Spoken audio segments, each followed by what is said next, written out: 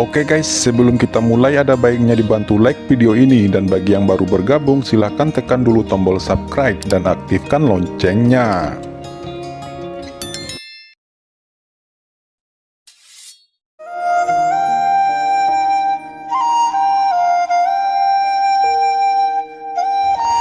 Sebelum pergi, Qinchen melirik Wei Jinzhou dengan jijik. Penghinaan di matanya membuat Wei Jinzhou hampir muntah darah. Dia berkata, "Sial, saya bersumpah untuk tidak menjadi laki-laki jika saya tidak dapat membunuhnya." Penatua Wang berkata, "Jinzhou, tenanglah, ini bukan waktunya untuk kita balas dendam.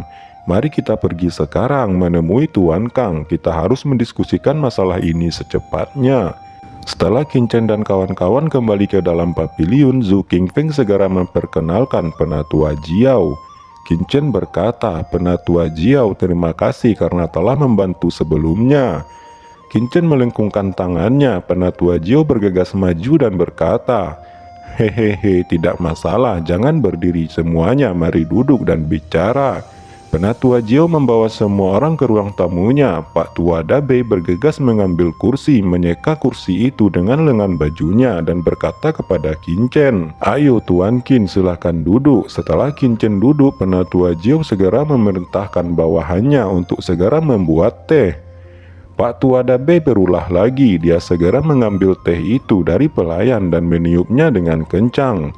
Melihat itu, Zhu Qingfeng terdiam dan berkata dengan ragu, "Shao Chen, siapa orang tua ini?" Pak Tua Dabei menyeringai, mulutnya penuh dengan gigi kuning, dan dia berkata sambil tersenyum, "Semuanya, perkenalkan, nama saya Dabei. Saya adalah pengikut baru Tuan Qin. Tolong juga jaga saya di masa depan." Pak Tua Dabei tersenyum dan terus meniup teh dengan penuh semangat, dan kemudian dengan hati-hati membawanya ke depan Qinchen dan berkata, "Tuan Qin, ayo diminum tehnya, hati-hati itu masih panas." Qinchen mengerutkan kening dan berkata, "Cepat temukan tempat dudukmu." Memalukan, Anda telah meniupnya untuk waktu yang lama, dan teh itu telah terkontaminasi oleh air liur Anda. Ambil itu untuk memuaskan dahagamu." Semua orang tertawa dan pelayan segera menuangkan secangkir teh baru untuk Qinchen. Setelah mengobrol beberapa kata, Qinchen menyimpulkan, "Saya mengerti, jika saya ingin menjadi putra suci ada dua masalah yang paling mendasar. Masalah yang pertama adalah kita membutuhkan persetujuan dari Master Paviliun, dan masalah yang kedua adalah membutuhkan rekomendasi dari Master Xuan Yi." Penatua Jiao menambahkan, "Selain itu ada masalah ketiga, yaitu 3 wakil master tidak akan duduk diam ketika mereka tahu bahwa saingan kandidat mereka akan bertambah." Qinchen berkata, "Oke, kalau begitu ada 3 masalah. Jika demikian, maka kita akan menyelesaikannya satu persatu. Pertama, tolong juga Penatua Jiao untuk mengatur pertemuan saya dengan Master Paviliun." Penatua Jiao berkata, "Kalau begitu, baiklah." Setelah mengetahui alamat kediaman keluarga Zuo yang baru, Qinchen, Zhu Qingfeng, dan yang lainnya langsung menuju ke sana. Rumah baru keluarga Zuo terletak di bagian terluar kota Dandao. Ini adalah tempat yang sangat terpencil di kota. Di depan rumah yang sangat minimalis itu, Zhu Qingfeng mengetuk pintu dengan tenang. Seorang lelaki tua dengan jubah yang sudah usang membuka pintu dan melihat ke Zhu Qingfeng. Dia buru-buru menundukkan kepalanya dan berkata, "Siapa yang mulia dan siapa yang mulia cari?" "Fubo, ini aku telah kembali." "Fubo, di mana ayahku, pamanku?" Zhu Qingfeng berkata dengan penuh semangat. Bagaimana tidak, hampir 50 tahun dia tidak melihat kerabatnya. Fubo yang merupakan pelayan Zhu Mansion saat itu sampai sekarang masih setia. Dia berkata, "Ayahmu dan yang lainnya pergi ke toko kita di pusat kota. Ayo tuan, mari masuk dulu dan duduk."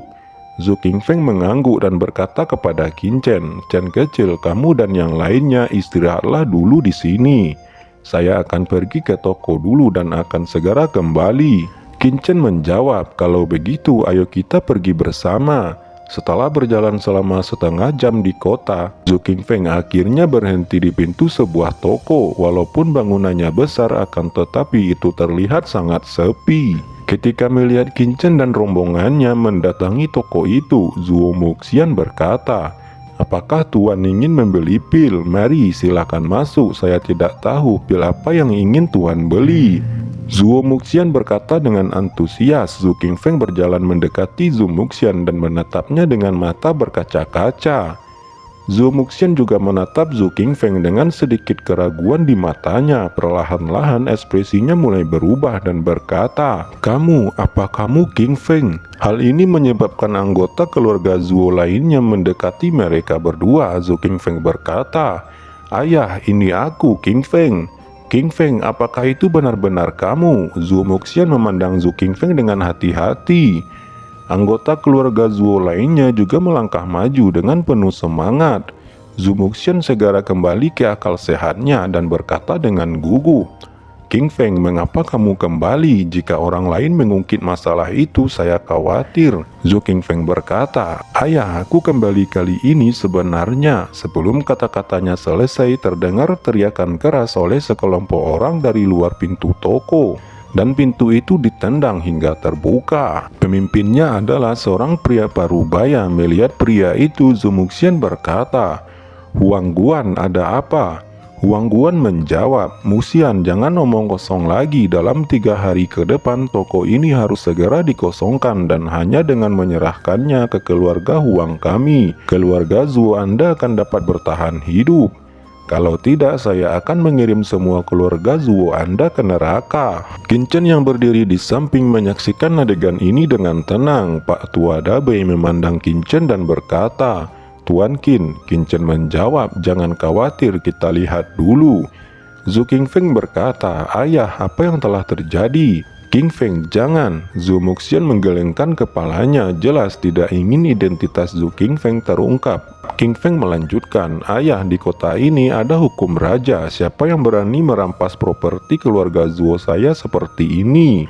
Huang Guan berkata, "Patriark Zuo, sejak kapan kamu memiliki putra seperti itu? Mengapa saya tidak tahu? Dari mana saja dia selama ini?" "Patriark Zuo, Anda harus menjaga mulut orang ini. Jangan sampai gara-gara mulut orang ini kemalangan menimpa keluarga Zuo Anda."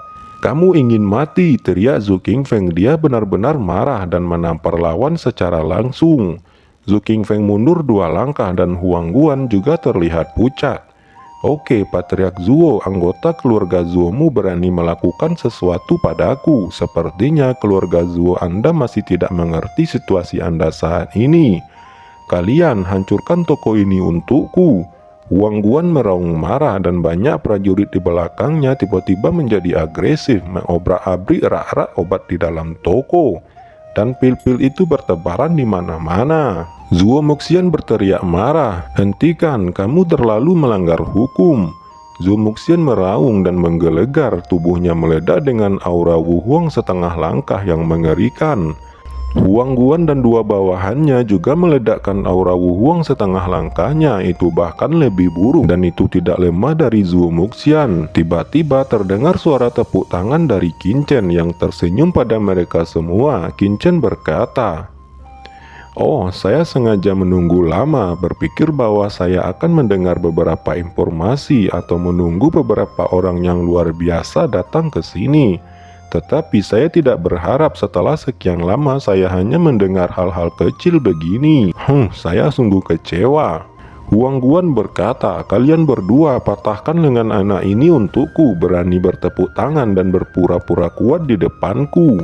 Qin Chen menatap Huang Guan dengan mata dingin dan berkata, "Jika kalian tidak segera meminta maaf pada keluarga Zuo, saya akan menghancurkan semua toko keluarga Huang Anda." Salah satu pria kekar langsung mengambil langkah maju dan mengulurkan tangan kanannya hendak memukul Qin Chen.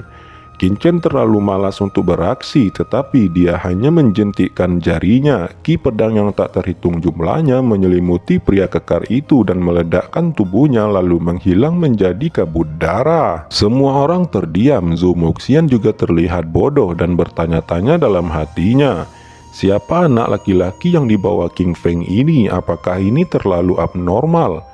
Kemarahan Huang Guan memuncak. Dia berteriak, "Kenapa kalian masih linglung? Bunuh anak itu!" Kincen mengambil kursi dan duduk dengan santai. Kemudian dia berkata, "Pak Tua Dabai, Anda cukup santai sebelumnya. Apakah Anda hanya ingin menonton?" Pak Tua Dabai hanya mengibaskan tangannya seolah-olah mengusir lalat. Sekelompok prajurit itu langsung terbanting ke tanah. Terdengar suara retakan tulang tanpa diketahui berapa banyak tulang yang patah. Mereka tergeletak di tanah, muntah darah dan kejang-kejang. Zhou Muxin kembali tercengang dan bergumam, "Siapa orang-orang yang datang bersama King Feng ini? Bukankah mereka terlalu kuat?" King Chen menunjuk salah seorang prajurit itu dan berkata, "Anda segera pergi ke keluarga Huang dan beritahu patriark keluarga Huang Anda bahwa anggota keluarga Huang Anda telah menghancurkan toko keluarga Zhuo tanpa pandang bulu. Itu menyebabkan keluarga Zhuo menderita kerugian besar. Segera bayar ganti rugi dengan sejumlah uang dan ratusan pil tingkat 7. Apakah Anda mendengarnya?" Zhou Muxian memandang King Chen dan berkata dengan cemas, "Kamu tidak bisa tinggal di sini lagi, ayo cepat pergi." King Chen menjawab, "Patriark Zhuo tidak perlu khawatir karena tuan muda ini telah mengambil tindakan secara alami. Saya akan memberikan solusi bagi keluarga Zhuo untuk menghadapinya." Zhou Qingfeng juga ikut berkata, "Ayah, Shao Chen memang benar. Mengapa keluarga Huang bisa menjadi liar di sini, tetapi kita tidak dapat membela diri? Jika penjaga kota datang, itu akan baik-baik saja. Saya juga harus bertanya kepada mereka bagaimana mereka menjaga ketertiban umum di kota ini." King Chen menyela, "Patriark Zhuo, jangan cemas. Mari duduk dan beritahu saya alasan kematian putra suci Lu Wengcheng." Muxian berkata, "Kematian Lu Wengcheng memang terkait dengan keluarga Zhuo, tetapi kami menduga bahwa itu mungkin konspirasi keluarga Huang." Zhou Muxian menjelaskan semuanya. Mendengar ini, King Chen mengangguk dan berkata, "Saya mengerti. Jadi setelah Zhou Qingfeng diusir karena telah menyinggung balai penegak hukum, kesehatan Master Xuan Yi melemah dan keluarga Zhuo semakin terpuruk. Kemudian keluarga Huang memberitahu keluarga Zhuo bahwa akan ada pelelangan ramuan memperpanjang umur di suatu tempat. Keluarga Zhuo bersedia membelinya lalu mengutus putra suci Lu Wengcheng untuk memverifikasi keaslian ramuan itu. Kemudian terjadi kecelakaan dalam perjalanan yang menyebabkan Lu Wengcheng tewas. Keluarga Zhuo tidak mendapatkan ramuan dan sikap keluarga Huang tiba-tiba berubah. Saat ini di luar toko terdengar suara penjaga kota. Siapa yang berani menjadi liar di kota ilkimiaku? Komandan Jia, tolong selamatkan aku, ucap Huang Guan meratap saat melihat Komandan Jia datang ke tempat itu. Berhenti, siapa yang menyuruhmu membantu orang ini berdiri? Teriak King Chen berjalan keluar. Komandan Jia mengabaikan King Chen sambil terus memerintahkan anak buahnya menyelamatkan orang-orang dari keluarga Huang lainnya. Dia memandang Zhou Muxian dan berkata dengan dingin, "Patriark Zhuo, ada apa ini? Bagaimana bisa Huang Guan terluka seperti ini di depan toko Anda? Apakah ini ada hubungannya dengan keluarga Zhuo Anda?" Sebelum Zhou Muxian bisa berbicara, King Chen berkata, "Aku menyuruhmu berhenti, tidakkah kamu mendengarnya? Pak Tua Dabai, hentikan mereka." "Siap bosku," ucap Pak Tua Dabai. Dia tertawa dan langsung muncul di kerumunan. "Kamu ingin mati?" teriak Komandan Jia. Dia sangat marah dan bergegas menuju Pak Tua Dabai. Pak Tua Dabai mencibir dan berkata, "Seranganmu hanya menggelitiku." Pak Tua Dabai tampak kecewa. Dia mengangkat tangannya dan langsung menghantam Komandan Jia. Buar, dan Komandan Jia langsung terguncang ke tanah dengan keras. King Chen tersenyum menghina mengangkat tangannya dan sebuah token jatuh di depan Komandan Jia. Komandan Jia tampak kaget dan berkata, Ini, apakah ini token Raja Obat? Kamu adalah seorang Raja Obat." Zhou Qingfeng juga melemparkan tokennya ke depan Komandan Jia sambil berkata, "Jika Anda curiga itu palsu, Anda bisa melihatnya dengan jelas. Sebagai komandan kota, apakah Anda bahkan tidak mengenali token Raja Obat?" Komandan Jia pusing dan hampir pingsan. Keringat dingin di dahinya mengalir deras dan berkata, "Dua senior bawahan tidak memiliki mata sebelumnya." Komandan Jia berkata hampir menangis dan melanjutkan, "Bawahan tidak akan ikut campur lagi dan akan segera membawa prajurit keluar dari sini." King Chen berkata, "Tidak perlu terburu-buru. Sebagai komandan kota, Anda seharusnya menjaga ketertiban umum. Sebaiknya Anda dan orang-orang Anda tetap tinggal di sini sampai masalah ini selesai." Setelah Qin Chen kembali ke dalam toko, Komandan Jia mengeluarkan selip batu giok, memasukkan pesan dan mengirimnya. Tidak lama kemudian, selip batu giok menyala dengan serangkaian pesan di dalamnya.